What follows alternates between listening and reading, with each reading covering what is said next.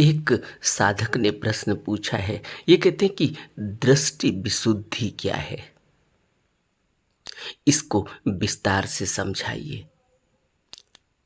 क्योंकि दृष्टि विशुद्धि के बिना हम इस भवबंधन से आजाद नहीं हो सकते। ऐसे मैंने सुना है, ऐसा मैंने पढ़ा है।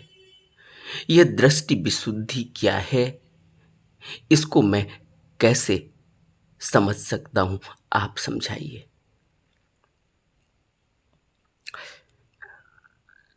वैसे तो विशुद्धियां 7 प्रकार की बताई गई।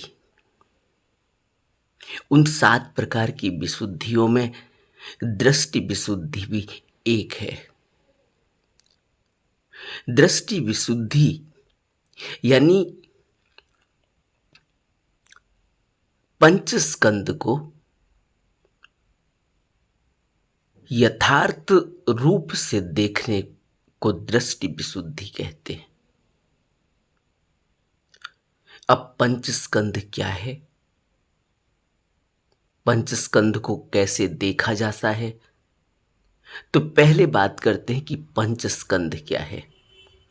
पंचस्कंद यानी 5 5 यानी रूप जो हम देखते हैं, ये रूप।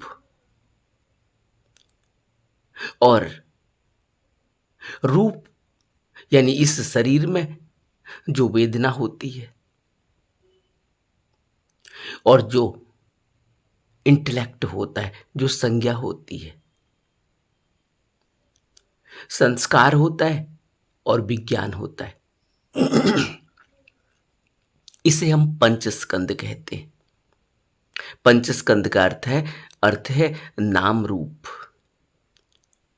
रूप हम जानते हैं, जब हम शरीर को देखते हैं, किसी वस्तु को देखते हैं, रूप दिखाई देता है।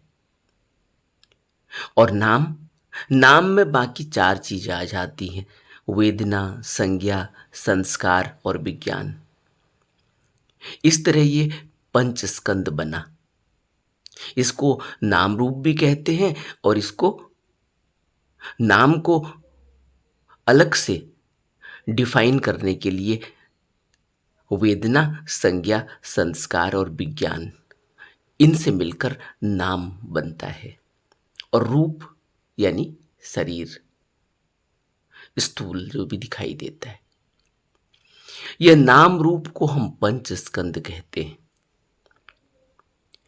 अब इसमें यह जो रूप है और यह जो नाम है, नाम जो मैंने कहा कि इसमें 4 चीजें हैं, वेदना, संज्ञा, संस्कार और विज्ञान। यह जो नाम रूप है, जिससे ये पूरा सिस्टम चल रहा है, हमारा शरीर दिखाई देता है और उस शरीर के अंदर ये 4 चीजें जिसको हम नाम कह रहे हैं, वेदना, संज्ञा, संस्कार और विज्ञान, इन सब से मिलकर हमारा ये यंत्र चल रहा है। इसको हम यंत्र कहते हैं। अगर इसमें एक भी न हो अगर, तो दूसरा अपने आप ही खत्म हो जाता है। एक अकेला कुछ भी नहीं है, खाली रूप हो कुछ भी नहीं है अगर उसमें नाम नहीं है, और नाम हो रूप न हो तो फिर भी कुछ नहीं है। क्योंकि नाम को हम कहीं नहीं देख सकते। कहाँ देखेंगे नाम को?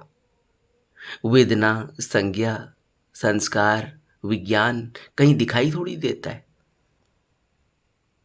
महसूस होता है। वेदना महसूस होती है, महसूस कहाँ होंगी? उसके लिए रूप चाहिए, शरीर चाहिए, उसके लिए संज्ञा चाहिए, संस्कार चाहिए, विज्ञान चाहिए। यानी ये जो नाम रूप है, ये एक दूसरे पर निर्भर हैं। बुद्ध इसको बहुत अच्छे तरीके से समझाते थे। बुद्ध कहते हैं कि एक अंधा है और एक लंगड़ा है, दोनों एक दूसरे पर आश्रित होंगे तभी यात्रा हो सकती है, नहीं तो यात्रा नहीं हो सकती। अंधा आँख से लाचार है, उसके पास पाँव हैं लेकिन वो चल नहीं सकता क्योंकि उसके पास आँख नहीं। और जो लंगड़ा है, उसके पास आँख तो है, वो देख सकता है लेकिन वो चल नहीं सकता क्योंकि उसके पास पाँव नहीं। दोनों अगर एक दूसरे पर आश्रित न हो तो दोनों की कोई यात्रा नहीं हो सकती, दोनों मंजिल तक नहीं पहुंच सकते, दोनों व्यर्थ हैं, दोनों का कोई अस्तित्व नहीं, यह समझ लो। लेकिन जब दोनों मिल जाते हैं और लंगड़े के लंगड़े के लंगड़ा अगर अंधे के कंधे में बैठ जाए तब यात्रा हो सकती है, क्योंकि लंगड़ा चल तो नहीं सकता लेकिन देख सकता है और अंधा देख नहीं सकता, चल सकता है। और अगर अंधे के कंधे में लंगड़ा बैठ जाए, यानी अंधे को अगर आंख मिल जाए लंगड़े की, तो यात्रा हो सकती है। दृष्टि विशुद्धि में हमें यह समझना होगा पहले तो कि यह नाम और रूप एक दूसरे से जुड़े हुए हैं, एक दूसरे पर आश्रित हैं। अगर यह आश्रित नहीं होंगे, अगर यह मिलेंगे नहीं, एक दूसरे से जुड़ेंगे नहीं, तो कोई यात्रा नहीं हो सकती, फिर कुछ भी नहीं हो सकता, फिर व्यर्थ है। यानी यह जो शरीर है जिसको हम रूप कह रहे हैं, यह एक यंत्र की भांति है, इसका अपना कुछ भी नहीं। अगर इसमें नाम न हो, यानी इसमें अगर वेदना न हो, इसमें अगर संज्ञा न हो, संज्ञा यानी सोचने समझने की शक्ति, इंटेलेक्ट, वो कैचिंग पावर, वो माइंड जो पकड़ता है चीजों को। कैसे पकड़ता है? एक छोटे से उदाहरण से आपको समझाता हूं। आप घर के अंदर बैठे हुए, गेट खुला, आपके गेट पर आपके गेट को किसी ने खोला बाहर, आपका माइंड तुरंत उस गेट की आवाज से अंदाजा लगाता है कि यह वक्त हो गया, यानी 7 बज गए, बच्चा स्कूल जाने लगा होगा, गेट खुल गया है। वो कैसे पकड़ रहा है, कैसे सेंस कर रहा है? क्योंकि पहले भी ऐसा हुआ है, 7 बजे बच्चा स्कूल जाता है, रोज जाता है, गेट खुलता है, तो जो पहली भनक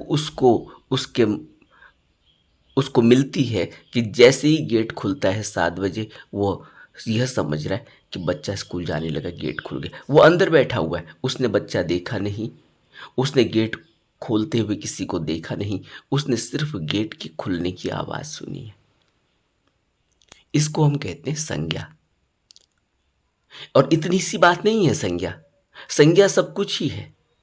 जो भी आपके अंदर, आपके इंटेलेक्ट में आपको समझ में आ रहा है, जो भी आप समझ पा रहे हो, जो भी आप विचार पा रहे हो, यह सब संज्ञा है। बहुत डिस्क्रिप्टिव है, इसको बहुत लिमिटेड मत समझना। कई बार तो ऐसा भी होता है, आपका फोन बजा, आपका अंदाजा कि यह फोन बजा है, अच्छा उनका होगा। कैसे? कैसे? हम कहते हैं इंट्यूशन, इंट्यूशन हुई।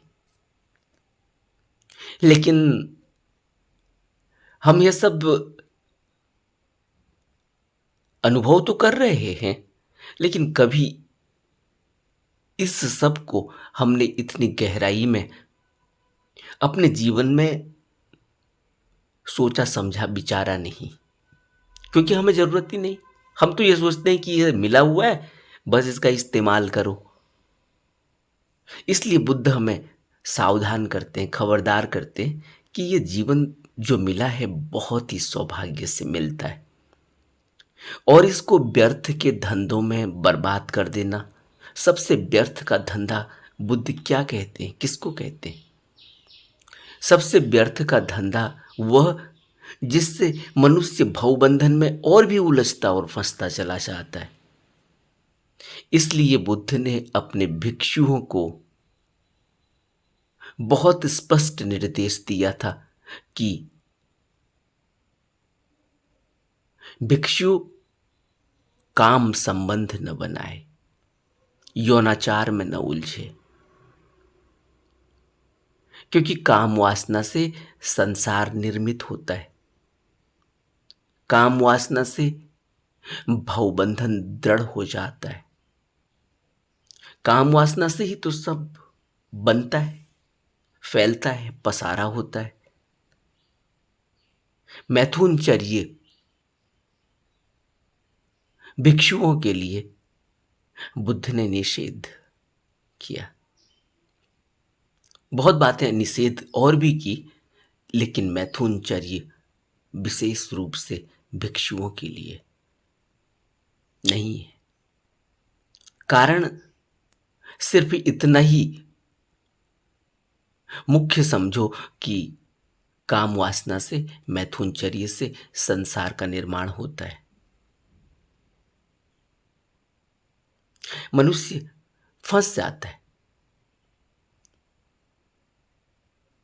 न बने बच्चे, न बने परिवार, लेकिन काम वासना में लिप्त व्यक्ति की एक ऐसी बाधा हो जाती है कि फिर उसको कुछ नहीं सूझता।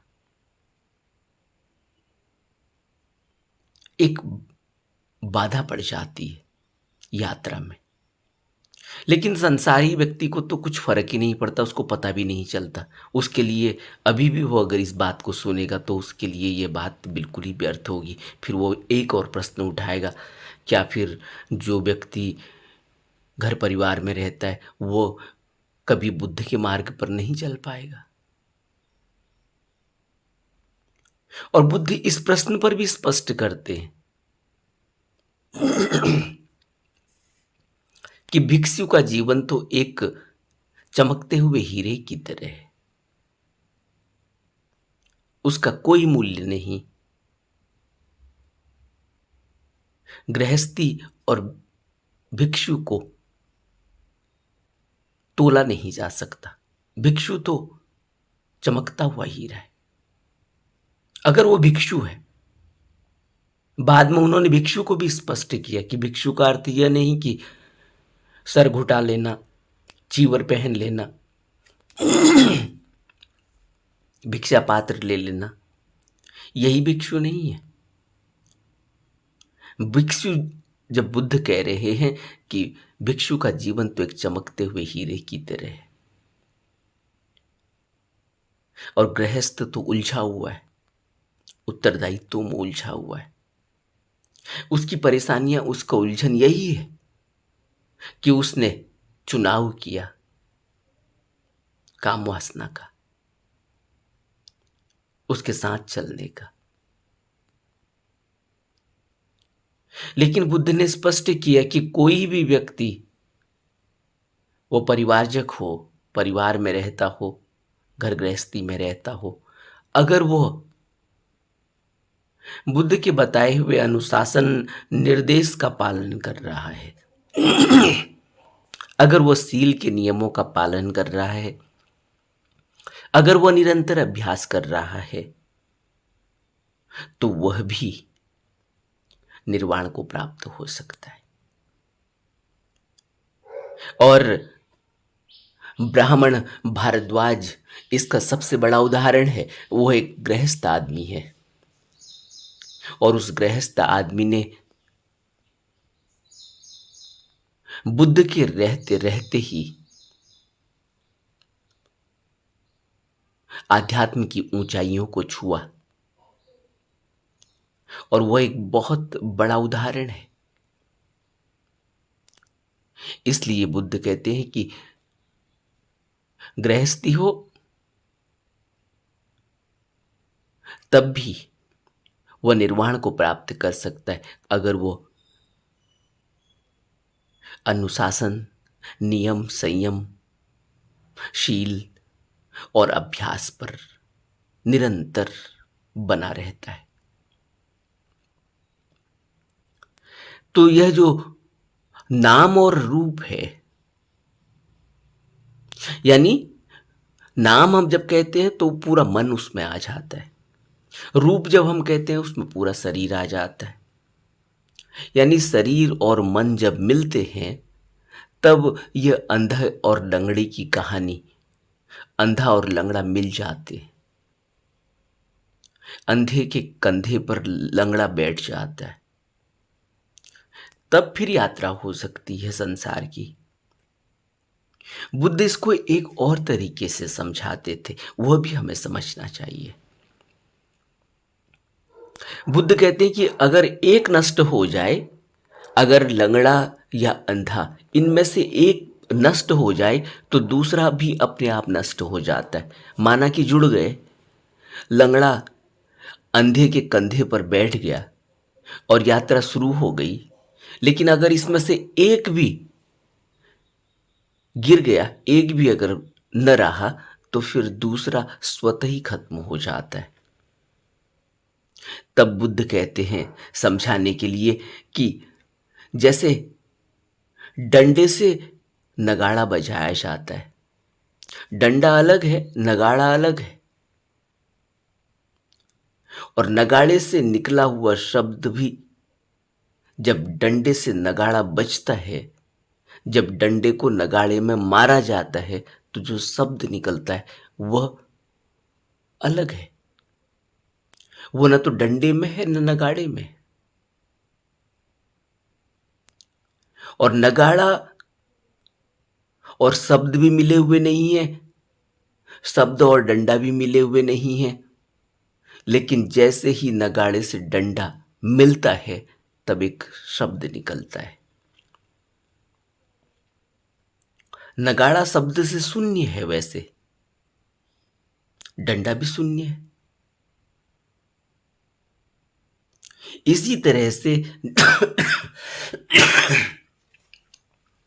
जब यह शरीर यानी रूप और यह नाम दोनों का संयोग हो जाता है, तब यह शरीर चल पड़ता है, तब इसमें से आवाज निकल पड़ती है। और वैसे दोनों निर्जीव हैं। आप नाम को कहीं देख नहीं सकते, कहां देखेंगे नाम को? नाम यानी वेदना, संज्ञा, संस्कार, विज्ञान, ये कहां दिखता है? शरीर में महसूस हो सकता है, लेकिन शरीर न हो तो कहां देखेंगे? क्या रास्ते में चलते चलते मन दिखाई देता है किसी का कि चलो मन घूम रहा है यहां? किसी का कभी देखा? नहीं दिखा। इसी तरह से रास्ते में चलते चलते, क्योंकि मैंने मन कह दिया तो मन में सभी चीज आ गई। रास्ते में चलते चलते क्या तुमने किसी के संस्कार देखे? खाली संस्कार घूम रहे हो कहीं, क्या दिखेंगे? रास्ते में चलते चलते किसी का इंटेलेक्ट चल रहा है कहीं, उड़ता हुआ इंटेलेक्ट, दिखेगा कि ये फलाने का इंटेलेक्ट है? नहीं दिखेगा। इसलिए शरीर चाहिए नाम को व्यक्त करने के लिए, रूप चाहिए। इसलिए साइंस इसको एक और तरीके से समझाती है। केमिस्ट्री हम पढ़ते हैं, उसमें कैटलिस्ट का काम करते हैं कुछ रसायन। और साधारण तरीके से समझना हो इसको तो ऐसे समझें जैसे आकाश में बादल हैं, बादलों में पानी भरा हुआ है।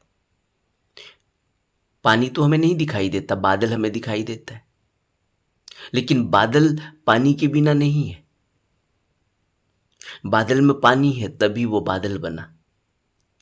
लेकिन बादल और पानी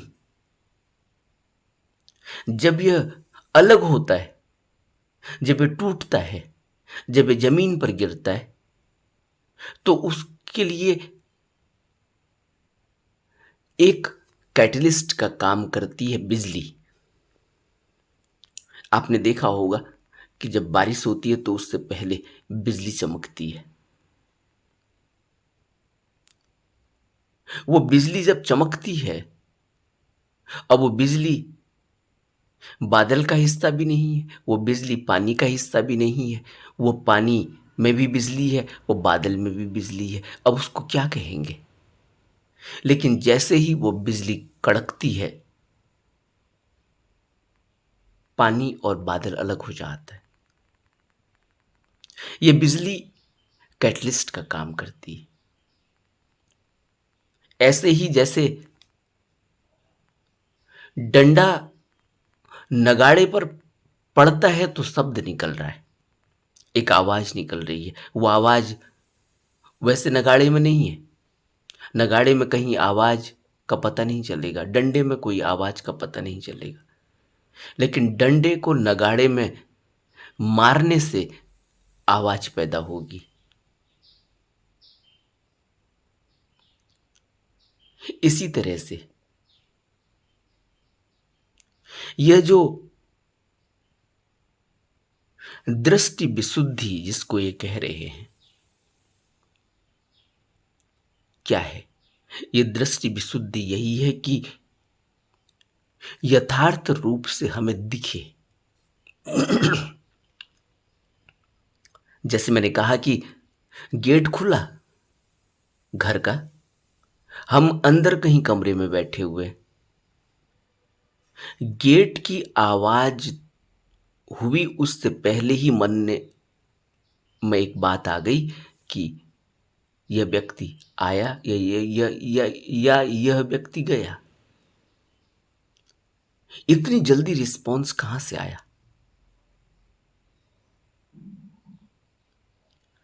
इसको यथार्थ रूप से देखना दृष्टि विशुद्धि है। लेकिन हम देख नहीं पाते। क्या हम अपने संस्कारों को देख पाते? क्या हम अपनी वेदनाओं को देख पाते?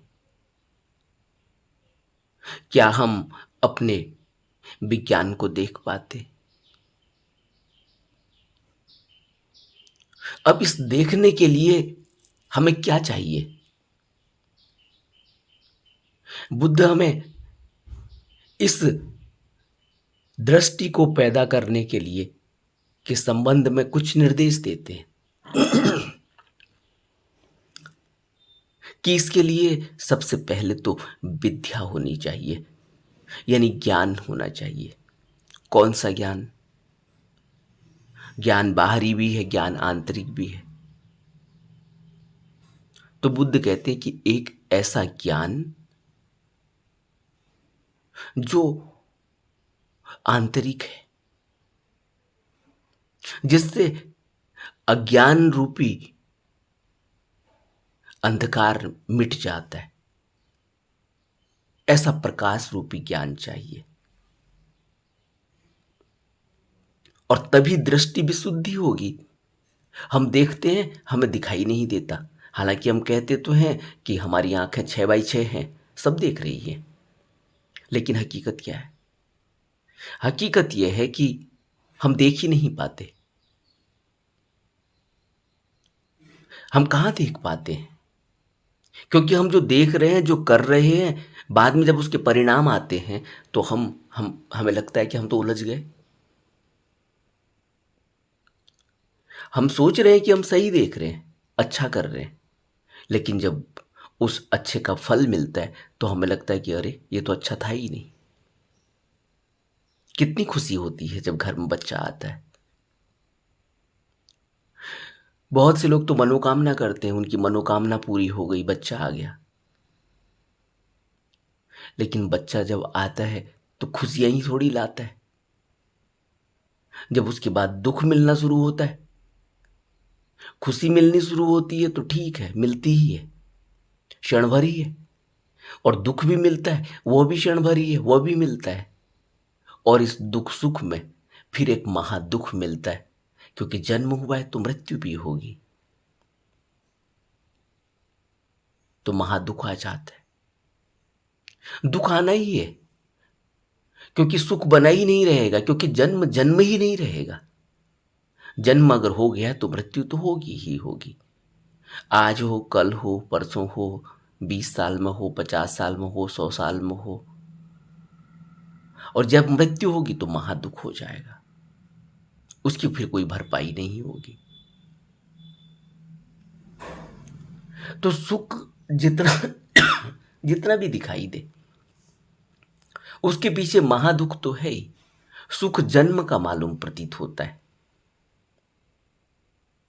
लेकिन वो जो जन्म का सुख है, वो जन्म हुआ मतलब अब उसकी मृत्यु होगी। अब यह बच्चे पर ही लागू नहीं होता। तुमने कोई वस्तु बाजार से ही खरीद ली, तुमने अपनी बना ली, यानी जन्म हो गया। तुमने उसको अपनी जेब में रख लिया। अब निश्चित ही है कि वो एक दिन खत्म हो जाएगी, क्योंकि सब कुछ तो अनित्य है। वो खराब हो जाएगी, उसमें जंग लग जाएगा, उसका कलर उतर जाएगा। तुम इस्तेमाल करोगे, खुशी मिलेगी, लेकिन जितनी मर्जी खुशी मिले, एक दिन दुख मिलेगा, महादुख, जिस दिन वो नष्ट होगी, क्योंकि सब अनित्य है। अब दृष्टि विशुद्धि हमें यही बताती है कि यह जो नाम है, यह जो रूप है, इस रूप और नाम को अलग अलग करके देख लेना। बुद्ध देख रहे हैं, और बुद्ध तब सिद्धार्थ गौतम है, तब देख रहे हैं। एक युवक को देखते हैं, फिर उसको देखते हैं कि वो वृद्ध हुआ है, फिर उसको देखते हैं कि वो बीमार हुआ है, फिर उसको देखते हैं कि उसकी मृत्यु हो गई। आदमी तो वही है, पहले जवान था, बूढ़ा हो गया। अनित्यता दिखाई दे रही है। जवान वैसा ही नहीं रहा, उससे पहले बच्चा था, फिर जवान हुआ, अब बूढ़ा हो गया है। बदल रहा है सब, और फिर मौत हो गई। और ये हमारे साथ भी हो रहा है। हम भी बच्चे थे, जवान हुए, अब हम आज प्रौढ़ अवस्था में हैं, कल हम बूढ़े हो जाएंगे, लेकिन हमें अभी भी ये नहीं दिखाई दे रहा है। इसलिए बुद्ध कहते हैं कि जब ये दिखाई देने लगता है, तो तब यह दिखाई देने लगता है कि जन्म हुआ है तो मृत्यु सामने, वो साथ ही है, साथ साथ चल रही है। जैसे साया चलता है, जन्म चल रहा है तो साया उस मौत है, वो साथ साथ चल रही है। और हम उस मौत को तो झुटलाए चले जाते हैं, हम उस मौत की तरफ ध्यान ही नहीं देते, यानी हमारी दृष्टि मौत पर पड़ती ही नहीं, इसलिए हमें दृष्टि विशुद्धि होती ही नहीं। इसलिए बुद्ध की शुरुआत ही वही है कि दुख तो है, वो आर्य सत्य है। तुम जो मर्जी पालो, जो मर्जी बना लो, मृत्यु तो होगी, वो नष्ट तो होगी। और जो भी तुम्हें खुशी मिल रही हो, जितनी भी मिल रही हो, एक दिन महादुख होगा। वो दुख उसके नष्ट हो जाने का है। इसको बुद्ध कहते हैं कि तुम अगर यह देख पाओ कि पहला आर्य सत्य यही है कि दुख तो है, और यह दुख अगर दिख जाए तुम्हें, तो फिर यहां से शुरुआत होती है अनित्य जगत जो दिखाई देता है। ये अनित्यता दिखाई देती है, तो फिर दृष्टि विशुद्धि दिखाई देने लगती है। दृष्टि विशुद्धि यानी नाम और रूप का अलग अलग दिखाई देना। और इसको, नाम और रूप को जब हम अलग अलग तरीके से देख लेते हैं, देखने का अर्थ है कि इसको इस तरह से देखना जैसे बुद्ध ने मौत देखी थी किसी की, सिद्धार्थ गौतम ने मौत देखी थी। और फिर सिद्धार्थ गौतम नहीं रहे। उनके अंदर दृष्टि विशुद्धि पैदा हो गई और वो खोज में निकल गए कि अब इसको खोजना होगा। किसको खोजना होगा? इस रूप को खोजना होगा, इस नाम को खोजना होगा। ये नाम और रूप मिलकर जो यंत्रवत चल रहा है, ये पूरा सिस्टम, इसको देखना होगा। क्योंकि नाम ना हो तो यह रूप, यह शरीर चल नहीं सकता, यंत्र की तरह है। जैसे गाड़ी हो, उसमें इंजन ना हो तो बगैर इंजन के गाड़ी चलेगी कैसे? अब गाड़ी भी हो, इंजन भी हो, ईंधन ना हो, बगैर ईंधन की गाड़ी चलेगी कैसे? तो इसी तरह से यह नाम और रूप है, यानी शरीर और मन है। इसलिए बुद्ध कहते हैं कि शरीर को तुम एक तरफ रख दो, तुम मन पर ध्यान दो। इसलिए बुद्ध को कहा गया कि बुद्ध एक मनोचिकित्सक है। वो तुम्हें मन को पूरी तरह से खोल कर बताएंगे कि मन क्या है, मन कैसे काम कर रहा है तुम्हारा, ये मन किन तत्वों से बना है, इसको बुद्ध बताएंगे। इसको बुद्ध नाम के जरिए बताते हैं। इसको बुद्ध नाम कहते हैं कि उसमें वेदना है, संज्ञा है, संस्कार है, विज्ञान है। लेकिन अगर इस मन को देखना है तो इसके लिए शरीर चाहिए। जिस तरह से आपने देखा होगा, अगर कहीं प्रोजेक्ट करना हो, कहीं कोई मूवी चलानी हो, पिक्चर चलानी हो, तो उस प्रोजेक्टर के लिए एक पर्दा चाहिए। पर्दे में वो प्रोजेक्ट होती है फिल्म। इसलिए आपने पिक्चर हॉल में देखा होगा कि पीछे से उस प्रोजेक्टर के लिए, प्रोजेक्टर को पीछे रखा गया है, सबसे पीछे उस मशीन को रखा गया है और पर्दे पर वो रिफ्लेक्ट हो रहा है, पर्दे पर वो प्रोजेक्ट किया जा रहा है। उस मशीन के जरिए, प्रकाश के जरिए वो उसको उस पर्दे पर फेंका जा रहा है। पर्दे पर वो चलता हुआ दिखाई दे रहा है। अब प्रोजेक्टर सबसे पीछे है, हमारी पीठ के पीछे, और हमारी आंखों के आगे है पर्दा। उस पर्दे में चलता हुआ दृश्य दिखाई दे रहा है, रोना पीटना दिखाई दे रहा है, हंसना दिखाई दे रहा है, पूरा गाना बजाना दिखाई दे रहा है, पूरा घर परिवार संसार सब चल रहा है, जीवन मृत्यु सब दिखाई दे रही है।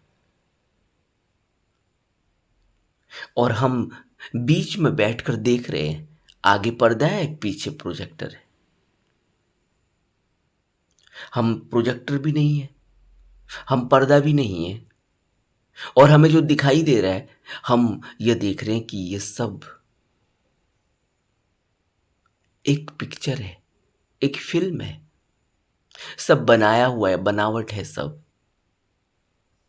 हमें पता है कि ये हकीकत नहीं है, सब एंटरटेनमेंट है। हम बीच में बैठे हुए हैं एक दृष्टा की तरह, लेकिन हम दृष्टा बन नहीं पाते। कितना आश्चर्य होता है, जरा सोचो तो। हम सभी मूवी हॉल में जाकर देखते हैं, बीच में बैठे हुए होते, पीछे और आगे, पीछे प्रोजेक्टर, आगे पर्दा, बीच में हम एक दृष्टा की तरह देख रहे हैं, लेकिन दृष्टा रह नहीं पाते। कितना बड़ा आश्चर्य है। हम उस चलते हुए दृश्य पर मोहित हो जाते हैं और ऐसे मोहित हो जाते हैं कि हमारी आंख से आंसू निकलने लगते हैं, रोने लगते हैं, हंसने लगते हैं, तालियां पीटने लगते हैं, साउट करने लगते हैं। क्या हुआ? हम उस पिक्चर का हिस्सा बन गए।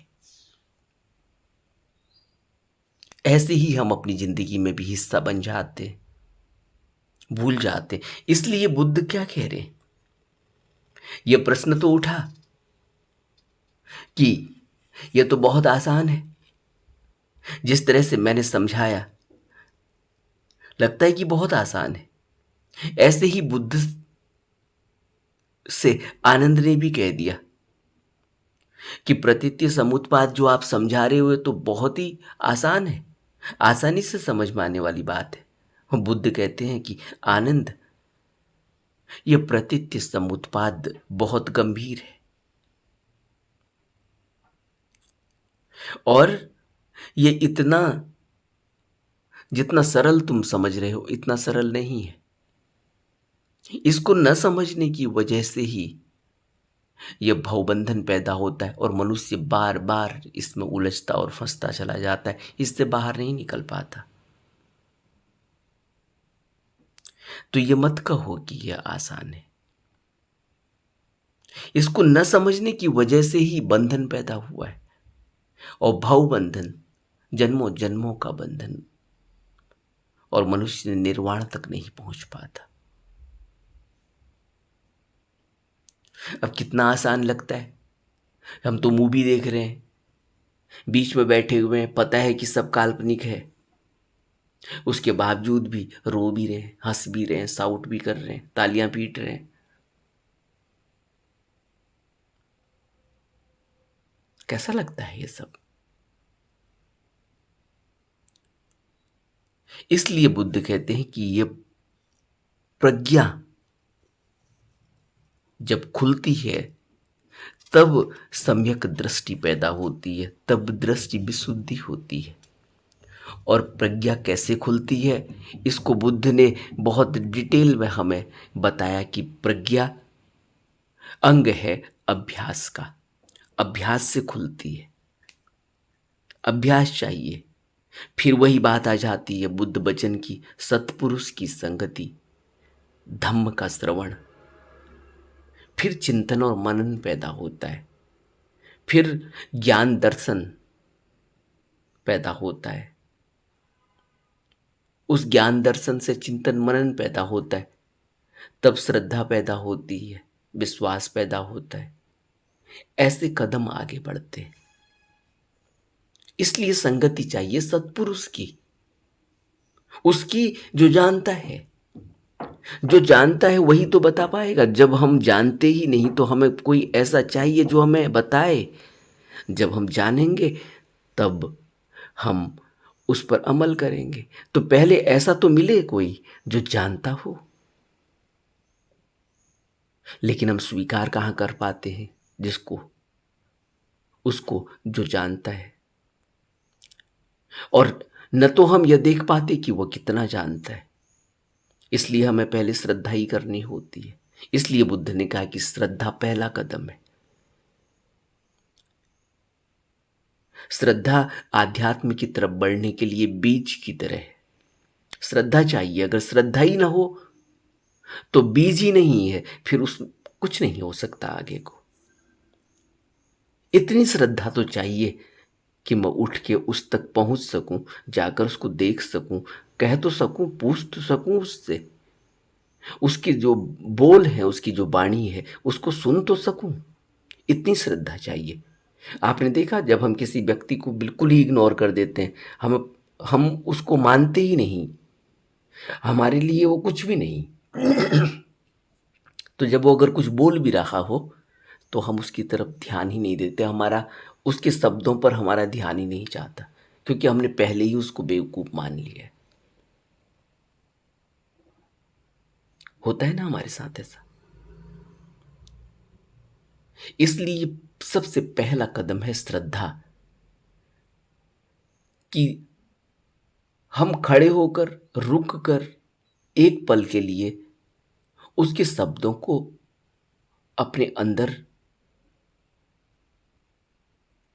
बैठाएं तो सही। इसको बुद्ध कहते हैं धम्म श्रवण। उसके शब्दों का श्रवण तो करो। अभी तो धम्म श्रवण तो बहुत गूढ़ है, आंतरिक बात है, लेकिन फिर भी जो मुंह से शब्द निकले हैं, उसके जो उपदेश निकले, उनका श्रवण तो करो, वो कान में तो पड़े, ताकि एक चिंतन पैदा हो कि जो बातें कह रहा है विचारणीय है। वहां से शुरुआत होती है। इसलिए जो दृष्टि विशुद्धि है, ये कैसे होगी? तो शुरुआत तो होगी श्रद्धा से। सत्पुरुष की संगति चाहिए, धम्म का श्रवण चाहिए। अब सत्पुरुष की संगति भी कैसे मिलेगी? जिसको बुद्ध कहते हैं कि बुद्धं शरणं गच्छामि। अब बुद्धं शरणं, कोई तो चाहिए जिसकी शरण लेंगे, जिसको ये मानेंगे कि ये मुझसे बड़ा है, ये जानता है, मैं नहीं जानता। और देर इसीलिए हो जाती है क्योंकि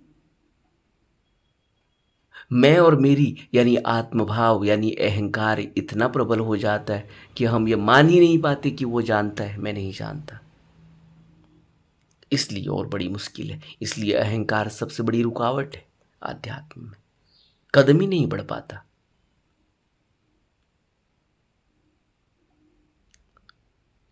यह है दृष्टि विशुद्धि।